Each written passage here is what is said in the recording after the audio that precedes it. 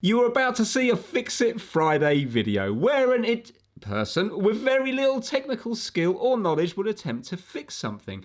This is not a how-to video and is likely to be factually incorrect and at times possibly dangerous.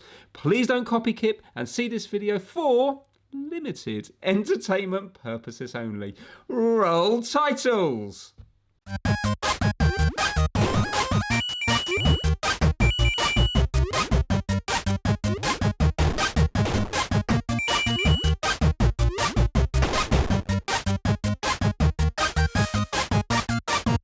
Hello, so we're going to be back and looking at this grandstand pocket scramble game that I looked at in a previous Fix It Friday. I'll put a link to that video up there. Basically, it sort of works, but it doesn't seem to like running on batteries as much, which is a bit of a pain because it runs on batteries. But yeah, it seemed a bit less temperamental through my bench power supply. Now, I did identify a few components that looked a bit iffy, but we'll talk about those in a second. So I'm just going to quickly spin this open and we will go through what I've learned since I last posted that video. And while I'm just quickly whizzing out all these screws, I'm going to give a shout out to all those people that have joined the channel. You can join the channel by hitting the join button below or clicking on the link in the description. Anyway, let's smash on with it. First up from our channel members, we've got the Kip fans who are Matt Lovies, JRC Electrical, For the Burbs and Mark C. Then we've got those awesome early birds who are Roberta Gerritsson, Dean Ball, Sean at Cablesmith Electrical, Wayne from Wayne's World, not that one, and also Tim Salt. Then we've got those brilliant Kip lovers who are Richard R. Blaster, Bella Webster, Lawrence and Stairs Sticks Flippin' Fix. Then we've got our amazing Kip nutter, that is Becky Boobar. Thank you so much, Becky, for your support. And no matter what we can do, we cannot shift him. He is our Kip mentor. That is David Elphick. Thank you, David, for all your support. And thank you all my channel members. There we go, it is open. Let's talk about what I've learned since that video came out. So here we've got two capacitors, these are capacitors, and the crystal. Now apparently these type of capacitors don't actually leak. What's going on here is a bit of a red herring. It's probably some flux from the factory left over rather than leakage. Now actually my mate Vince has looked at one of these before and his one had an iffy display. And he mentioned that the crystal, which is up here, could maybe need a little clean or a replacement. Now I'm going to give the legs a little clean and we'll see if that helps. But this is our main suspect. I did mention it in the first video, but I had no idea what it was. And I do know what it is now. So this guy at C05 is a tantalum capacitor and it's 3.3 UF and 6 volts. And apparently these are very renowned for shorting out and that could be causing our problem. Yeah, I don't know if this is meant to be here like that, but it's pretty gross, isn't it? Now the good thing about this part potentially being our problem is it's just under the circuit board. The other components that I thought looked a bit dodgy were actually underneath the screen, which I didn't really want to remove because I didn't really know how to. Vince suggested using some IPA on it, of course, yeah, I don't really want to remove those because I think they're okay. Well, everyone in the comments did.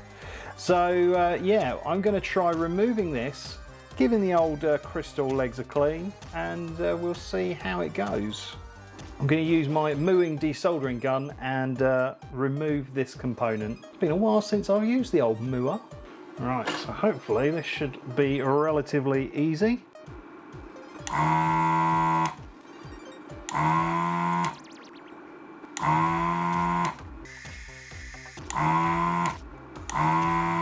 Lovely stuff.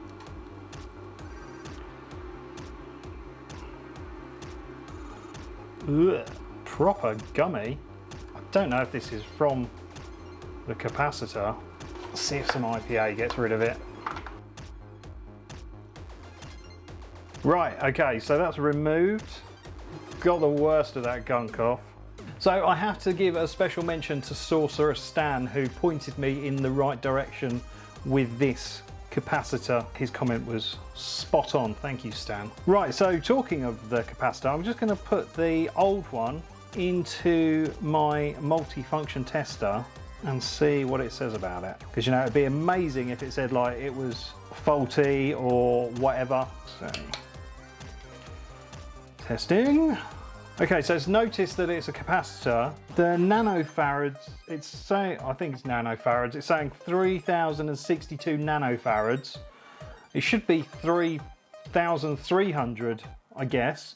And the ESR is 5.2 ohms. Vince has a little table that he can look up ESR ratings. I should get one of those. Right, and I've got a bag full of new tantalum capacitors. Let's see what one of these ones reads. Testing. Okay, so yeah, that is how it should be. 3300, and the ESR is 2.2 ohms. So that's a lot less than the old one on the ESR and more on the nanofarads. Yeah, it's definitely looking that that guy is faulty.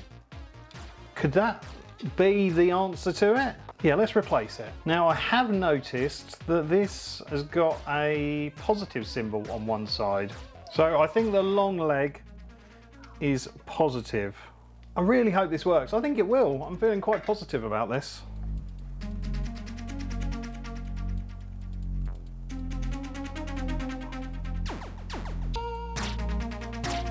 Nice. Just going to listen to Vince's suggestion of giving the legs of the crystal a clean. Can't do any harm.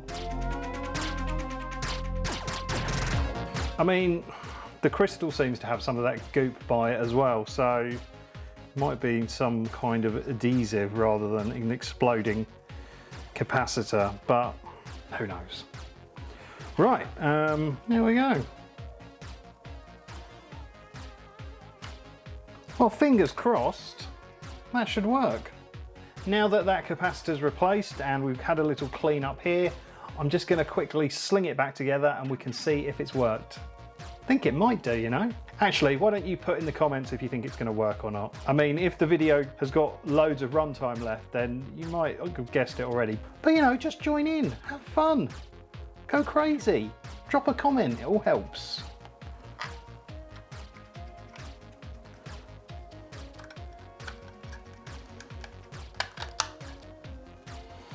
Aha!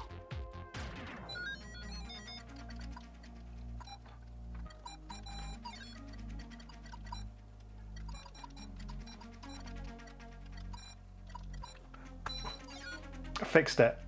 I've fixed it. It works. It's perfect.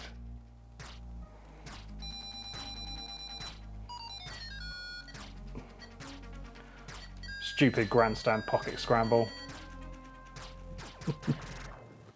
Amazing! Oh my goodness. Thank you so much to everyone who commented on that last video, especially Vince and Sorcerer Stan. We've nailed it.